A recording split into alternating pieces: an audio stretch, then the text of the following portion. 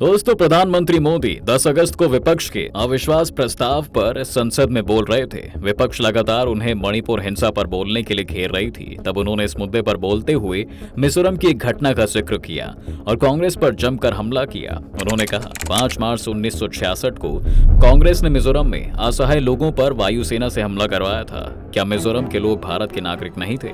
यहाँ के निर्दोष नागरिकों पर कांग्रेस ने हमला करवाया था। आज भी 5 मार्च को पूरा मिजोरम शोक मनाता है। कांग्रेस ने इस सच को छिपाया, कभी घाव भरने की कोशिश तक नहीं की। उस वक्त इंदिरा गांधी पीएम थी। प्रधानमंत्री मोदी ने मिजोरम की इस घटना का जिक्र किया है।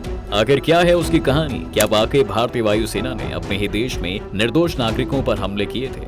चलिए जानते हैं दोस्तों आज की इस वीडियो में और उस घटना के बारे में पूरी कहानी। दोस्तों, इस कहानी की शुरुआत होती है 1960 से, जब मिजोरम असम का हिस्सा हुआ करता था। उस समय मिजोरम को मिजो हिल्स के नाम से जाना जाता था। इसी साल यानी 1960 में असम सरकार ने असमिया भाषा को स्टेट लैंग्वेज के रूप में डिक्लेयर कर दिया था। यानी जिसे असमिया भाषा नहीं आती थी उन्हें सरकारी नौकरी नहीं मिल सकती थी। मिजो लोग इसका विरोध करने लगे। इन्हीं कारणों से लाल डेंगा नामक शख्स ने 28 फरवरी 1961 को मिजो नेशनल फ्रंट यानी कि MNF बनाया, जिसने शुरुआत में शांतिपूर्ण तरीके से धरने के जरिए अपनी बात रखनी शुरू की। अब इसी बीच साल 1964 में असमिया भाषा लागू होने की वजह से असम रेजिमेंट ने अपनी 2nd बटालियन को बर्खास्त कर दिया था। इसमें अधिकतर मिजो लोग थे, जिससे मिजो हिल्स के लोगों में नाराजगी और ज्यादा बढ़ती चली गई। शांतिपूर्वक धरना प्रदर्शन करने वाला MNF हिंसा पर उतर आया। इसी बीच जो मिजोवासी बटालियन से निकाले गए थे वे MNF में शामिल हो जाते हैं। इन्हीं लोगों ने मिलकर मिजो नेशनल आर्मी बना ली।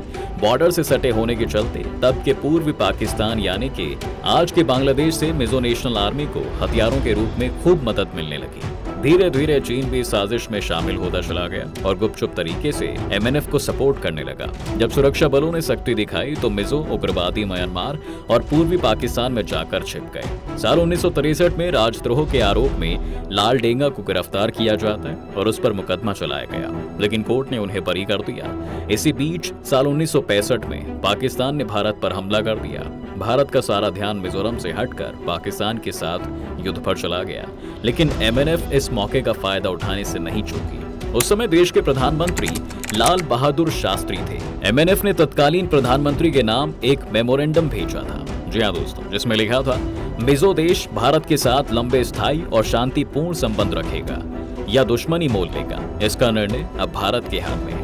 अब इसी बीच 11 जनवरी 1966 को देश के प्रधानमंत्री लाल बहादुर शास्त्री की ताशकंद में मौत हो गई। शास्त्री जी की मौत को अभी 1 महीने भी नहीं हुए थे कि मिजो नेशनल फ्रंट आर्मी यानी कि MNF के नेता लाल डेंगा ने दूसरे देशों से खुद को इंडिपेंडेंट देश बताकर कांटेक्ट करने लगे। लाल बहादुर शास्त्री की मौत के 13 दिनों बाद इंदिरा गांधी देश की प्रधानमंत्री बनती हैं। उधर मिजोरम में उनके प्रधानमंत्री बनने के सिर्फ 4 दिनों बाद ही यानी 28 फरवरी 1966 को मिजो नेशनल फ्रंट के उग्रवादियों ने भारतीय सुरक्षा बलों को मिजोरम से बाहर निकालने के लिए ऑपरेशन जेरी को शुरू किया था। अब दोस्तों, सबसे पहले आइजोल और लुंगलाई में असम राइफल्स की छावनी पर हमला किया गया। अगले दिन यानी 19 फरवरी को MNF ने भारत से आजाद होने की घोषणा कर दी। अचानक हुए ऑपरेशन जेरिको के लिए मिजो हिल्स में तैनात सुरक्षा बल तैयार नहीं थे, जिसका MNF ने खूब फायदा उठाया। उग्रवादियों ने देखते ही देखते आइजोल में सरकारी खजाने सहित महत्वपूर्ण जगहों और सेना के ठिकानों पर कब्जा कर लिया। बताया जाता है दोस्तों कि चनफाई में 1 असम राइफल के ठिकाने पर आधी रात को हमला इतनी तेजी से हुआ था कि जवानों को अपने हथियार लोड करने तक का समय नहीं मिला।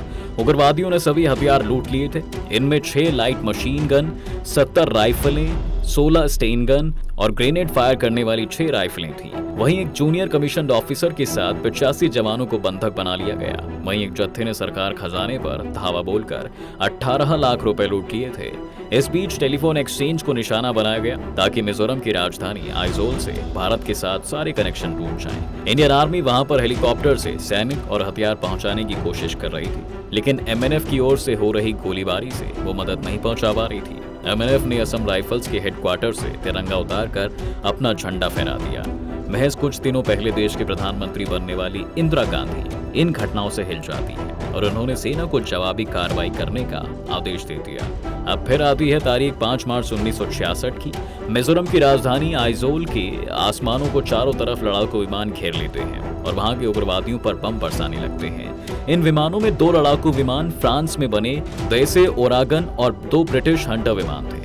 जैसे ओरागन को भारत में तूफानी नाम से जाना जाता था। असम के तेजपुर, कुंभीग्राम और जोरहाट से उड़ान भरने के बाद पहले इन लड़ाकू विमानों ने मशीन गन से उग्रवादियों पर फायर किया।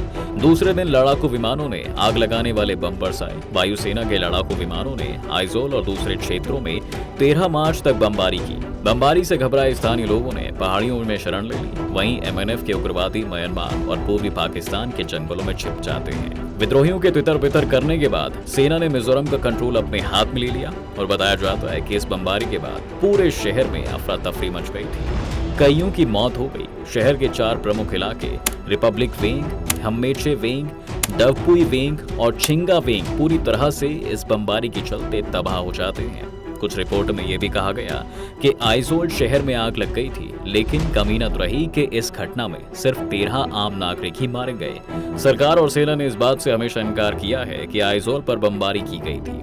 बताया जाता है कि आजादी के बाद का यह पहला और आखिरी मामला है जब अपने ही देश की वायुसेना ने अपने ही देश के नागरिकों पर बमबारी की हो।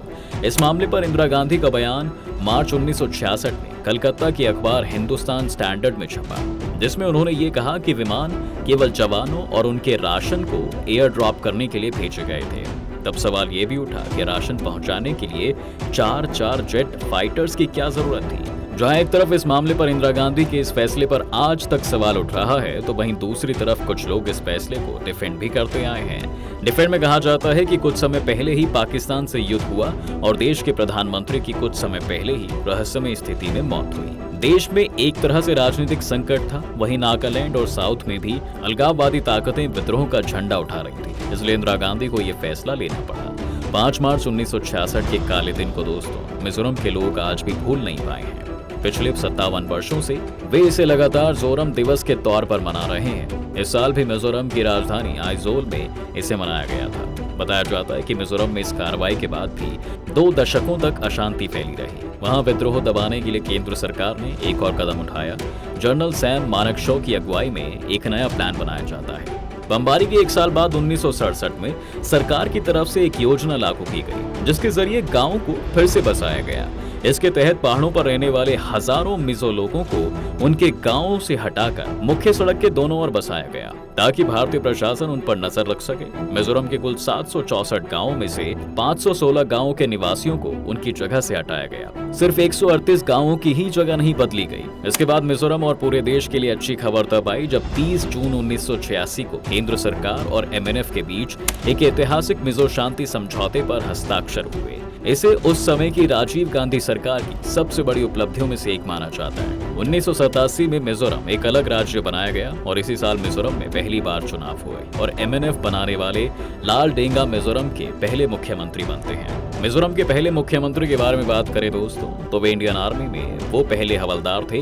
बाद में असम सरकार के साथ अकाउंट्स क्लर्क के तौर पर काम करते थे, लेकिन मिजो डिस्ट्रिक्ट्स में अकाल के समय असम सरकार का रवैया देखकर वह विद्रोही हो गए। आपको बता दें कि 1959 से 60 में मिजो आदिवासी बहुल इलाकों में अकाल आ गया था। जी हाँ, जिसमें सैकड़ों आदिवासियों की मौत हो गई। सरकार फेल हो गई थी। यही कारण था कि लाल डेंगा ने विरोध में मिजो नेशनल फ्रंट नाम से एक संगठन बना लिया। लाल डेंगा मॉडर्न म्यांमार के फादर ऑफ नेशन कहे जाने वाले आंग सान सूकी के पिता और पूर्व प्रधानमंत्री आंग सान के आर्म्स स्ट्रगल की स्ट्रैटेजी से काफी प्रभावित थे। आंग सान कम्युनिस्ट विचारधारा से जुड़े हुए थे और राष्ट्र के विचारों को नहीं मानते थे। वैसे ही लाल डेंगा भी विदेशी मदद के जरिए मिजोरम को भारत से अलग करके नया देश बनाना चाहते थे, लेकिन भारत सरकार के प्रयासों के चलते उसमें इन्हें सफलता नहीं मिल पाई और आखिरकार भारत सरकार से उन्हें समझौता करना ही पड़ा। दोस्तों, ये थी मिजोरम में एयर स्ट्राइक की कहानी।